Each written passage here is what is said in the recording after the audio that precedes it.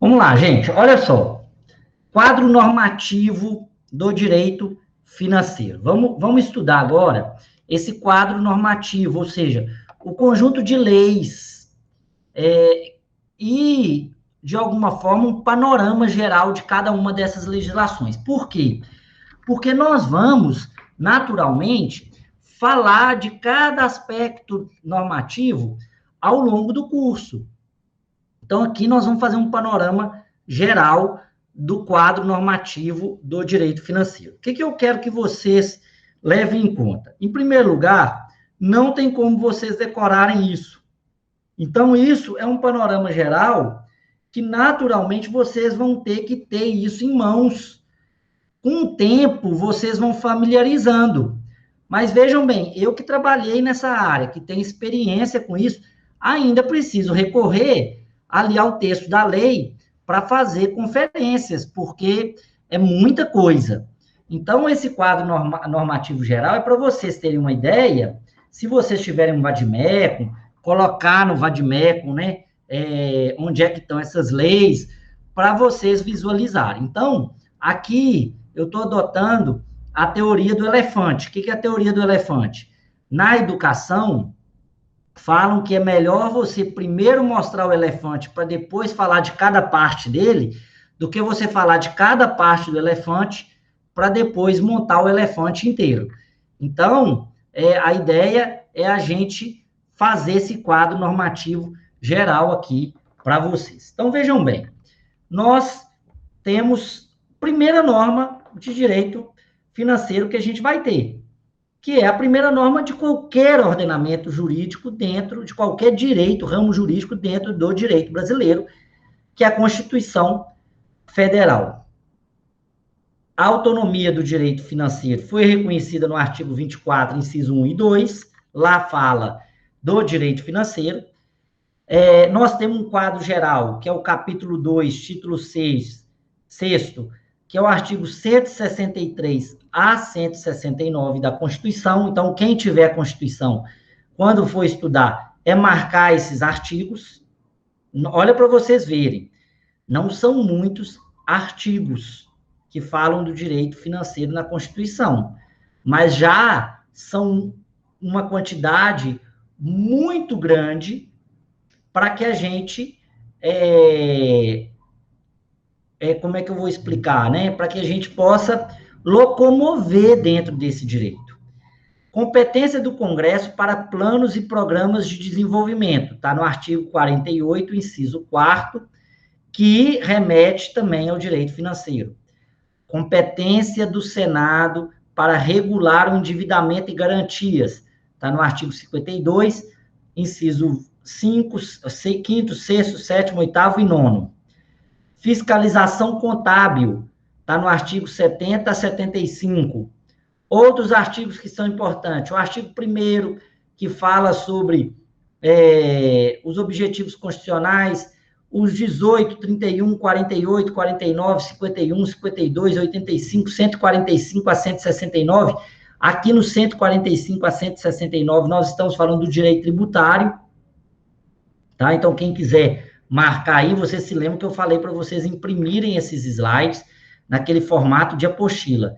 Então, marquem aí, né? Artigo 165 a 169 são artigos que se referem ao direito tributário brasileiro.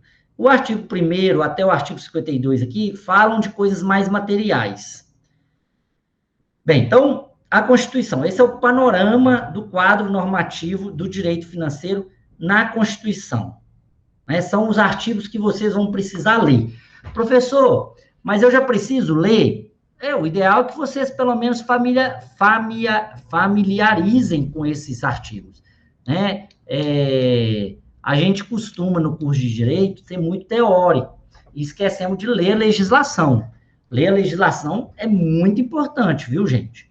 Até porque a legislação, ela é construída após inúmeros debates, articulações, questões políticas, questões técnicas.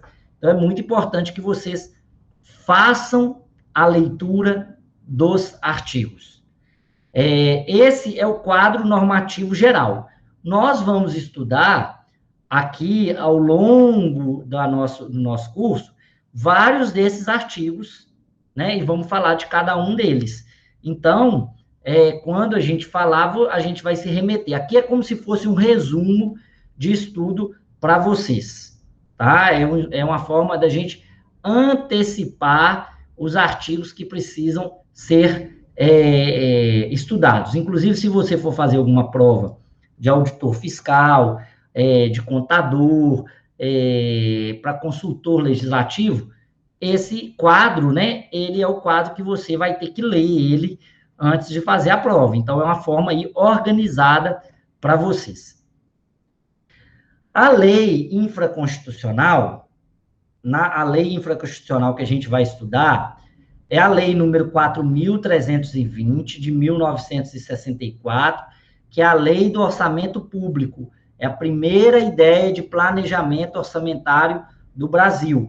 Então, é a lei 4.320, de 64, é uma lei do dia 17 de março de 1964, tá? Então, é uma lei, inclusive, salvo engano, antes da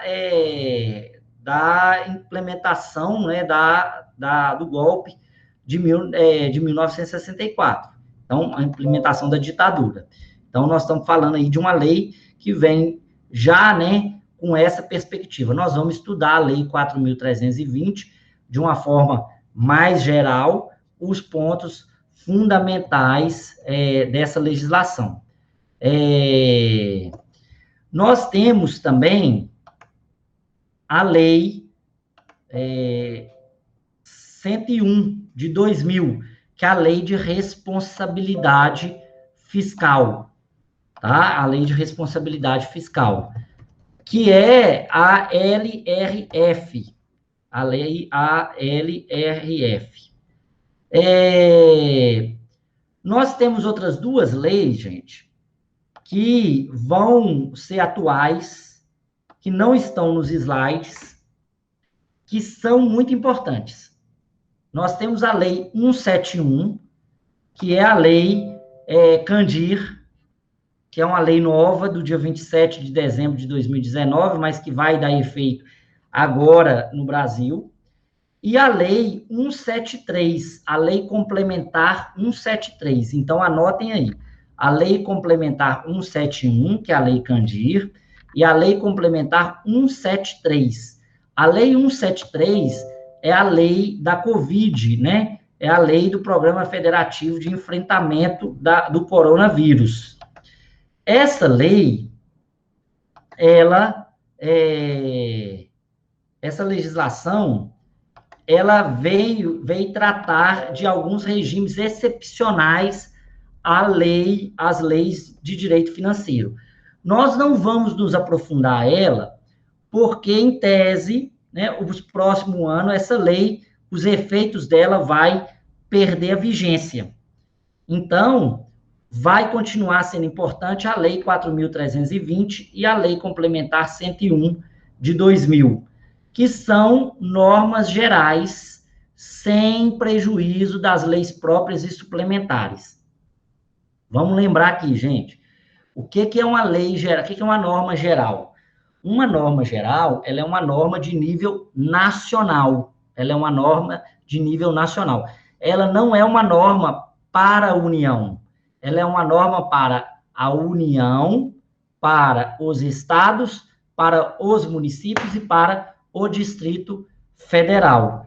Então, quando a gente fala na Lei 4.320, que foi recepcionada pela Constituição Federal como norma geral, e a Lei Complementar número 101, que institui a Lei de Responsabilidade Fiscal, nós estamos falando em normas gerais, de forma que cabe à União, aos estados, aos municípios e ao Distrito Federal estabelecerem suas próprias legislações, inclusive se não houvesse a Lei Complementar 101 e a Lei 4.320, os municípios, os estados e o Distrito Federal poderiam criar suas próprias regulamentações suplementares. Aqui eu peço a vocês para fazerem uma observação, estudar norma geral. Nós vamos falar um pouco de norma geral aqui em direito financeiro e em direito tributário, mas o conceito de norma geral precisa ser compreendido por vocês que já passaram pelo direito constitucional, tá? Nós vamos falar um pouquinho aqui, ao final nós vamos falar mais dessa questão. Então, o que é que nós temos até agora? A Constituição Federal, né, com o arcabouço normativo, e essas duas normas gerais, que serão objeto de estudo aqui do direito financeiro. Praticamente, 90% do conteúdo que a gente vai estudar se refere à lei número 4.320 e à lei complementar número 101, ok? Essas são as duas legislações necessárias para o estudo do direito financeiro. Bem, quando a gente está falando em norma geral, nós estamos pensando num sistema que é o sistema federativo. A competência legislativa sobre o direito financeiro inaugura a verificação da disciplina no nosso direito positivo. É a competência legislativa que cria a primeira disciplina do direito positivo. Ou seja, antes da gente ter o direito financeiro, a gente definiu na Constituição quem é competente para regular o direito financeiro.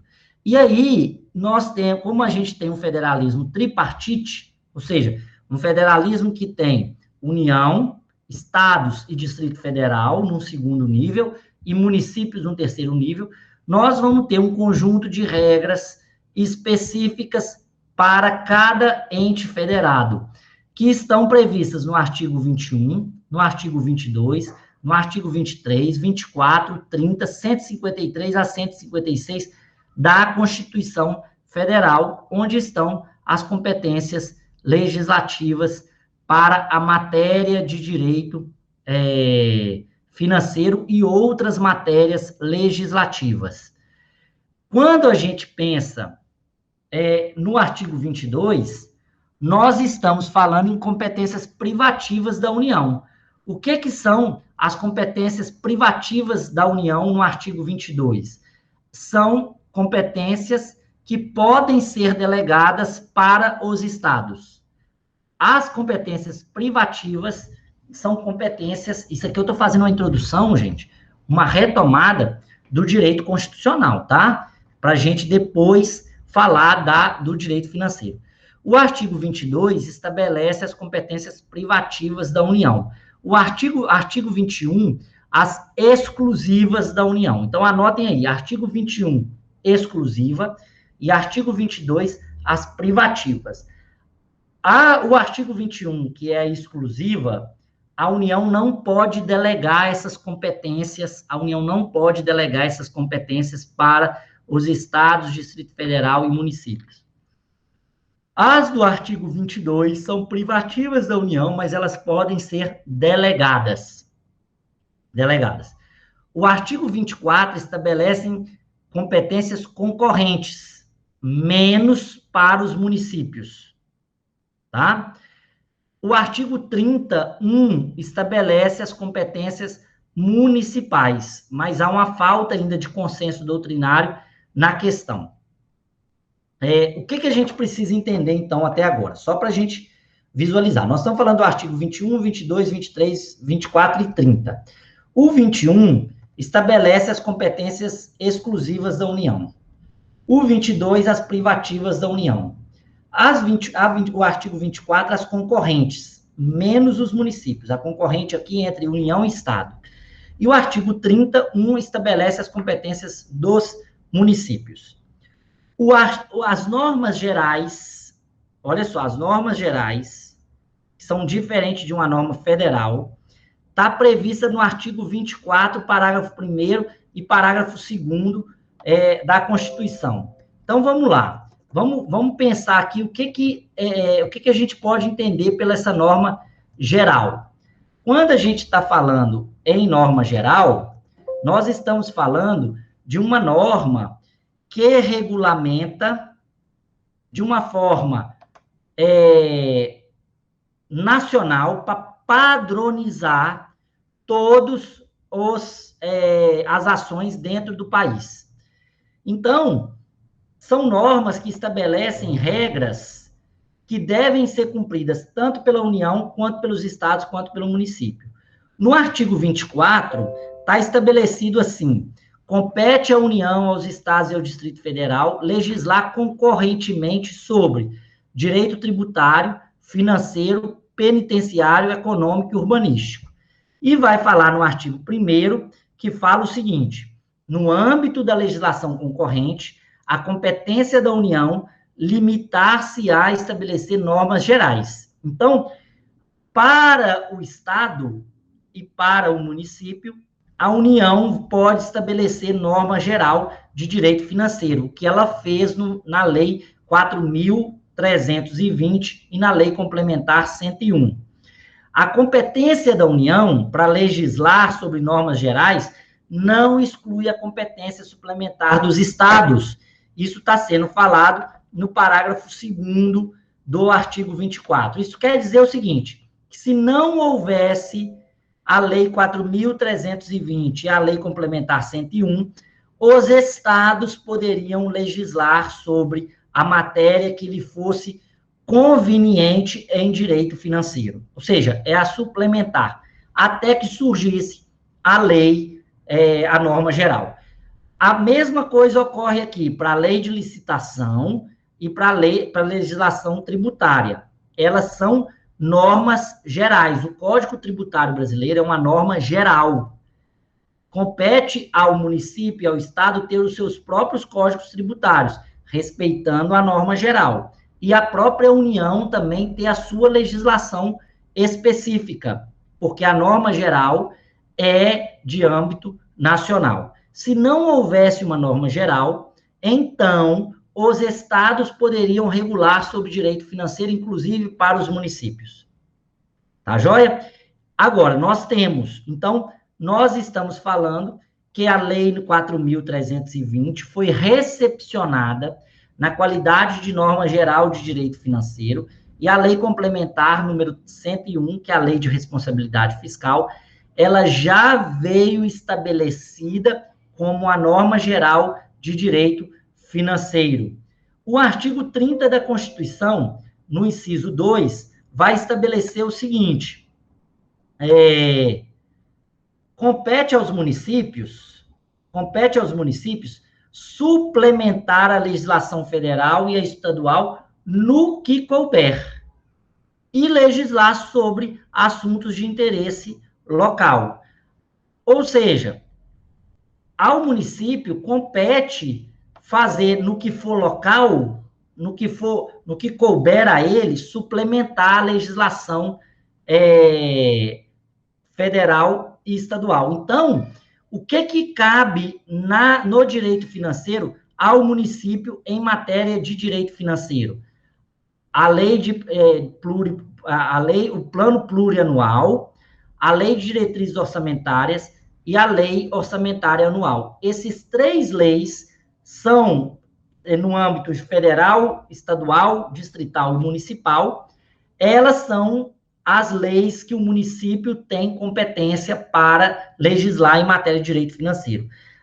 Em regra, compete à União e ao Estado regular sobre matéria financeira, sendo que a União compete fazer a norma nacional, a norma geral. Tá joia?